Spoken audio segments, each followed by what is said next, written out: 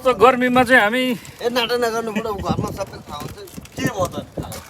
सवारी चढेर सरर जाँदैछौँ कहाँ भन्दाखेरि नुहाउनको लागि हेरौँ कस्तो हुँदो रहेछ नुहाउने अवस्था यसरी चाहिँ खुट्टा तेर्साएर सफारीमा हिँडिरहेको एउटा चप्पल चाहिँ झरेछ हेर्नुहोस् एउटा मात्रै छ यो चप्पल चप्पल कहाँ झरेको छ त भनेर चाहिँ यहाँ जुन बाटो हिँड्नु त्यही बाटो पुरै फुल हामी चाहिँ अगाडि बढ्दैछौँ युटर्न हेर्दैछौँ कहाँनिर चाहिँ भेटिन्छ चप्पलको जोडी यहाँ ओल्ड मात्रै छ त ल हेर्नुहोस् फोटो ल भिडियो जोडी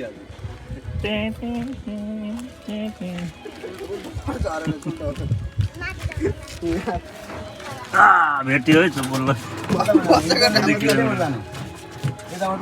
लिम्बुनी हेरेर जाउँ अरे लिम्बुनी नहेर्ने नि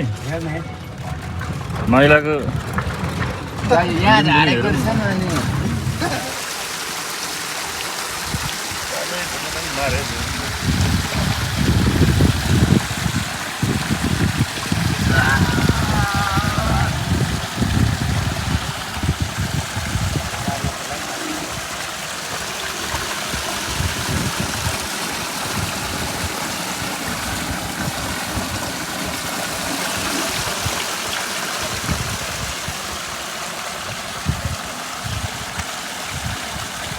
ल मैले चाहिँ यो पानी एकदम तल मात्रै छुँदो रहेछ अनि मैले चाहिँ यो काठसाठ प्रयोग गरेर टेका लगाएर अलिकति बाहिर निस्किने ठाउँ बनाएँ यो चाहिँ बिना बिजुलीको बिना कुनै पेट्रोल डिजल केहीको पनि होइन यो हेर्नु केहीको होइन यो अटोमेटिक 200-300 फुट तल गाडिसकेपछि अटोमेटिक पानी चाहिँ आइराख्ने रहेछ क्या जमिन मुनिबाट र यो कहिले पनि रोकिँदैन यो चाहिँ 24 घन्टा 365 नै दिन यसरी चाहिँ नि पानी आउँछ र हाम्रा युवा केटाहरू चाहिँ यहाँ पुरै माछा मारेर चाहिँ नि आज बेलुकाको शीतनको व्यवस्था गर्न खोज्दैछन् कतिको सफल हुन्छन् हेर्न बाँकी छ हामी चाहिँ पर यो सफारीबाट आएको है हामी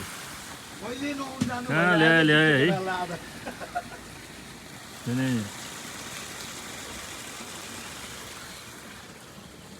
पौडी खेल्न लान्छु भने पौडी खेल्न लान्छु भने तर यहाँ यस्तो ठाउँमा लिएर आयो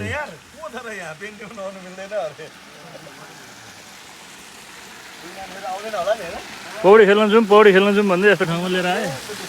अब यो ठाउँमा चाहिँ कसरी पौडी खेल्ने हो अब पौडी खेल्नु त ल